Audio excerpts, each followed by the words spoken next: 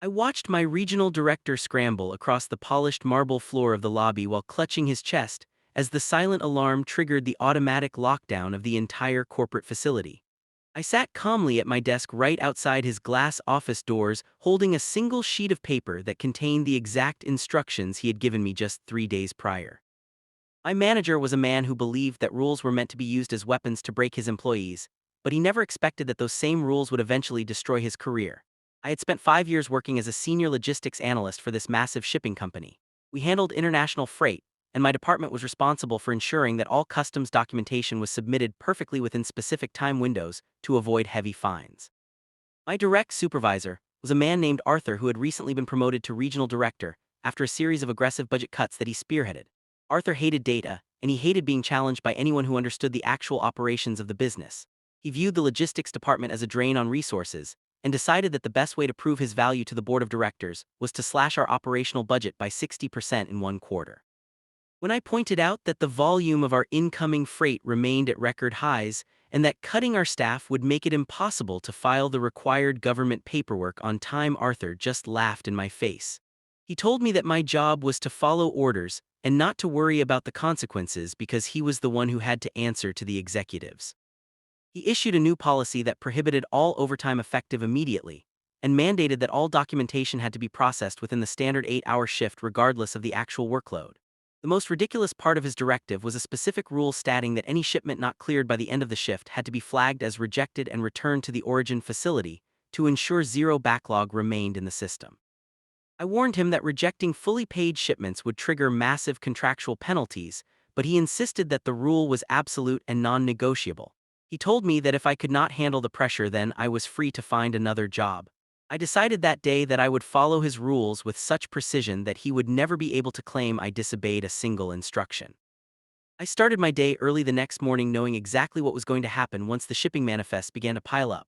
By noon, the queue of pending customs documents had reached a level that would normally require 3 extra people working through the night to process correctly. I remained completely silent as Arthur walked past my desk around 3 in the afternoon, making a show of checking his watch and loudly asking if everything was on schedule. I told him that I was following his directive exactly, and that I was on track to clear the small percentage of shipments I could handle before my shift ended at 5. He gave me a condescending smirk and told me that he was proud of me for finally getting with the program and learning how to prioritize according to his vision. As the clock approached 5, I meticulously prepared the rejection notices for every single shipment that remained in the system. There were 480 containers sitting in the yard awaiting processing, and my report showed that all of them were officially marked as rejected due to incomplete documentation. I sent the automated cancellation notifications to every shipping partner and customs agency associated with our company, and then I packed my bag and walked out the door with a perfectly clear conscience. When I arrived at work the next morning, the entire building was in a state of absolute chaos. Arthur was nowhere to be found because he was already in a high-level meeting with the company president trying to explain why 480 containers had been turned away at the ports. The shipping partners were furious because they were now stuck with massive storage fees and they were threatening to sue our company for breach of contract. Arthur tried to claim that it was a systems error, but the logs clearly showed that I had processed the rejections according to the official policy memo that he had signed and distributed to the entire department. The human resources director came to my desk around 10 in the morning and asked me to explain what happened. I handed her a copy of the policy Arthur had written, and I calmly explained that I was simply following the mandate to ensure that no backlog remained in the system at the end of the day. She looked at the document and then looked at the stack of emails from our legal team asking why we had abandoned our cargo. She asked if I had warned Arthur about the potential for fines, and I replied that I had specifically mentioned the risk, but was told to prioritize the policy over the revenue. She thanked me for my honesty and asked me to stay in the break room while they sorted out the situation. Through the break room window, I could see Arthur storming out of the president's office with a face that was turning a deep shade of purple. He was shouting about how he had been set up, but the evidence was undeniable. I remained in the break room for the rest of the day and watched as the senior management team scrambled to contact the port authorities to see if they could reverse the rejections. It was a logistical nightmare that was going to cost the company hundreds of thousands of dollars in penalties and lost business. By the afternoon, the news had spread through the office that Arthur was being placed on immediate administrative leave while an investigation was conducted into his reckless decision-making. People were whispering in the hallways and looking at me with a mixture of fear and respect. I did not say a word to anyone and just kept my head down as I worked on the paperwork required to undo the damage I had been forced to cause. The following day, the president of the company called me into his office. He was a stern man who did not waste time with pleasantries. He asked me to walk him through exactly what Arthur had ordered me to do, and why I had complied with such a destructive policy without escalating the matter to higher management. I told him that I had attempted to raise my concerns but was shut down and told that my employment depended on following the new rules. He nodded slowly and told me that he realized Arthur had been running a regime of fear that prevented people from speaking the truth. He thanked me for keeping the records that proved the policy had come directly from Arthur and not from the logistics team. The company decided to reinstate the overtime budget, and they completely abolished the ridiculous rejection policy that Arthur had implemented. They even offered me a promotion to oversee the transition back to our normal operations, but I told them that I needed a few days to think about it. The atmosphere in the office had changed completely after Arthur was removed. Everyone felt like they could finally breathe again without the constant threat of being fired for failing to meet impossible standards. The company recovered from the financial blow within a few months, although it took much longer to repair the relationships with our key shipping partners. Arthur never returned to the office, and we later found out that he had been terminated for gross negligence and for creating a toxic work environment. I eventually accepted the promotion, but only after they agreed to implement a formal review process for any new policies that affected department operations. It was a long road to get to that point, but the satisfaction I felt when the company finally admitted that I was right was worth every single second of the stress. I still look back at that day and remember the look on Arthur's face when he realized he had destroyed his own career by trying to enforce his personal power trip. It serves as a reminder that even in the most rigid corporate structures, there are ways to stand your ground if you're willing to play the game by their own rules.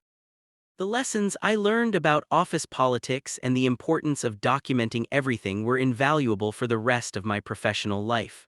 I learned that an abusive boss is not just a person to be feared, but a challenge to be outmaneuvered with logic and calm persistence. I continued to work for the company for many more years, and eventually moved on to a more senior role in another firm, where I now mentor young analysts on how to handle difficult managers without sacrificing their integrity. Every time I hear someone complaining about a boss who loves to micromanage and issue impossible directives, I think of the empty warehouse and the sound of silence in the office when the reality of the situation finally sank in for everyone involved. It was a turning point in my life that taught me the true meaning of malicious compliance, and it remains one of my most cherished stories of justice in the workplace. The story became a bit of a legend in our industry, and I still occasionally get emails from people who heard about what happened and wanted to thank me for standing up for what was right. It proves that even the smallest employee can have a massive impact if they are smart enough to hold their leadership accountable for the rules they create. I finished my time at that company with my reputation intact, and with the knowledge that I had done everything in my power to protect my team from a manager who was only interested in his own gain. It was a hard lesson for everyone, but in the end we all became better at our jobs and more cautious about who we choose to follow. The memory of the look on his face is what keeps me going whenever I encounter another arrogant manager who thinks they are above the law. I have learned to recognize the signs of a power trip early on, and I know exactly how to handle it before it gets out of control.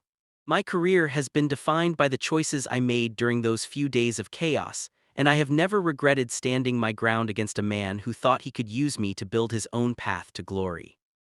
I hope that by sharing this story, I can help others realize that they have more power than they think as long as they are willing to stay calm and follow the rules until the truth comes out for everyone to see.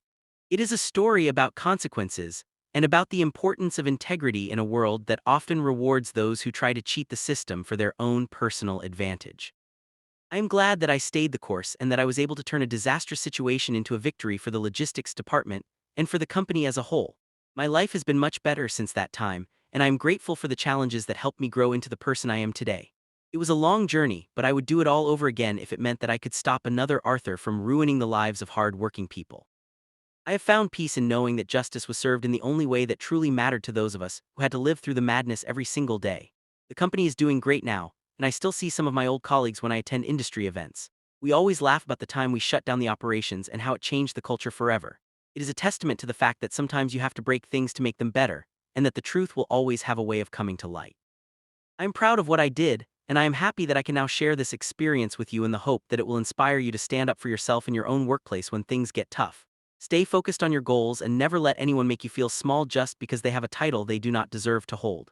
You have the power to change things if you're patient, and if you use the system to your advantage whenever you have to. Remember this story the next time you feel like you are being treated unfairly, and think about how you can use the rules to your own benefit to ensure that justice is always served at the end of the day. You never know when your opportunity to make a difference will arrive, so stay ready and keep working hard until your moment comes to shine. I am glad I could share this journey with you today.